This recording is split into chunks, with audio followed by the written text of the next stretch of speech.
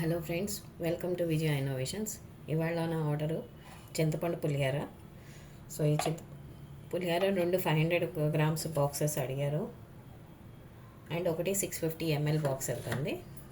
So దీన్ని నేను pack చేసి చూపిస్తాను మీకు.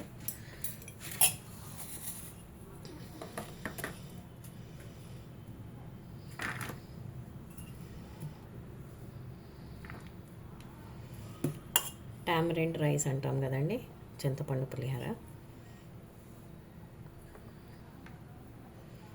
సో దీంతో పాటు వంకాయ కర్రీ కాంబినేషన్ బాగుంటుంది, కానీ యాక్చువల్లీ వాళ్ళు చేసేసుకున్నారు కర్రీ. సో ఓన్లీ పులిహార అడిగారు. ఇది ట్రావెలింగ్ కోసం కూడా చాలా బాగుంటుందండి, తీసుకెళ్తే పిల్లలకి బాక్స్లో పెట్టివ్వచ్చు అట్లా. ఇది ఒక బాక్స్ నాది రెడీ అయిపోయింది. ఇంకో బాక్స్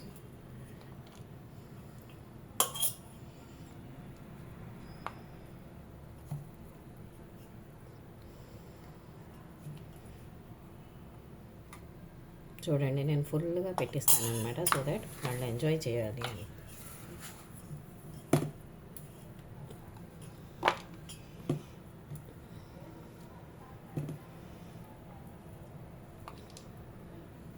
దీంట్లో చిల్లీస్ కూడా వేసి కారం ఉండవండి, ఫ్రై చేశాను అండ్ కొన్ని ఉడకబెట్టాను కదా.